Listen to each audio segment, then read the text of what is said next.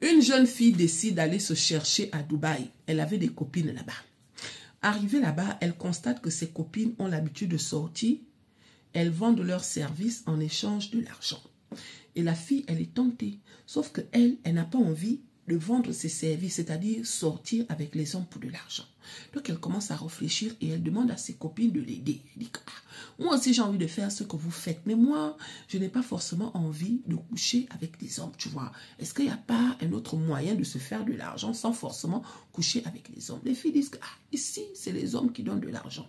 Mais il y a aussi un autre style. Ça veut dire que tu es juste, tu les accompagnes en fait, juste escorte. Quand il veut aller à gauche, tu l'accompagnes à gauche, quand il veut aller à droite, tu l'accompagnes à droite. Mais tu dis dès le départ que tu ne veux pas donner en bas là-bas. La fille dit oui, moi c'est ce que je préfère. Donc elle commence à faire ça grâce à ses copines qui lui ont trouvé ce réseau-là.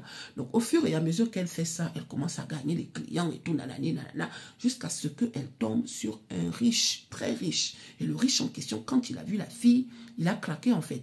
Mais il a dit qu'il respecte le fait que la fille ne veuille pas sortir avec lui. Donc le riche lui dit que à partir d'aujourd'hui, je ne veux plus que tu prennes d'autres clients. Moi, je me charge de m'occuper de toi. Je te donne tout ce que tu veux, mais tu dois toujours être avec moi et je te promets, je ne vais pas te toucher. La fille accepte. Donc la fille passe maintenant beaucoup de temps avec ce gars. Ils vont à gauche, elle est avec lui. Ils vont à droite, elle est avec lui. Ils faisaient même les voyages dans Dubaï là-bas. Sauf que la fille avait remarqué que à chaque fois qu'il rentrait le soir, avant d'aller se coucher, elle buvait souvent soit un thé, soit un petit verre de vin. En tout cas, elle buvait quelque chose. Mais le lendemain, quand elle se réveillait, elle ne se sentait pas bien.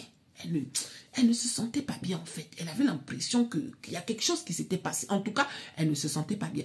Et c'était de pire en pire. Au fur et à mesure que le temps passait, elle ne reconnaissait plus, elle ne se sentait pas bien. Elle réfléchit, elle en a même parlé à ses copines. Je ne comprends pas.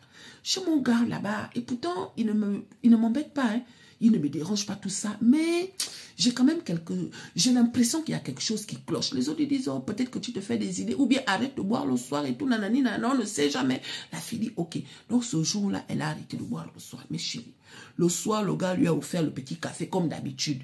Elle a fait semblant de boire. Elle a fait semblant de boire. Dans ça, là, elle a fait semblant de faire comme si elle était fatiguée et tout. Quand le gars l'a vu comme ça, il a soulevé la main une fois, deux fois. Il a dit que la fille dort. Il a porté la fille. Il a emmené la fille dans la chambre, en tout cas dans une pièce que la fille ne connaissait pas. Étant là-bas, la fille constate que le monsieur est sorti. Et quelque temps après, il revient avec un gros chien. Il retourne la fille et il demande au chien de mougou la fille.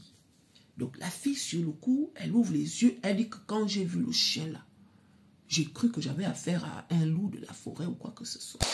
C'est là où elle a compris. Elle s'est levée. Oh mon Dieu, mon Dieu, mon Dieu. Dieu merci. Le monsieur ne l'a pas brutalisé, il ne l'a pas agressé, il a compris en fait qu'il s'était fait attraper dans son jeu. Et la fille a pris son sac. Il a dit non, attends, please. Elle a dit non. Et tout l'année. Elle est partie, elle a appelé un taxi. Le taxi est venu la chercher. Elle est retournée chez ses copines. Et là, elle a compris que tous les soirs, parce que depuis le premier jour, jusqu'au jour où elle s'était plainte là, elle dit que je me réveillais le matin, on dirait, en tout cas, il y a quelque chose qui n'allait pas, je sentais.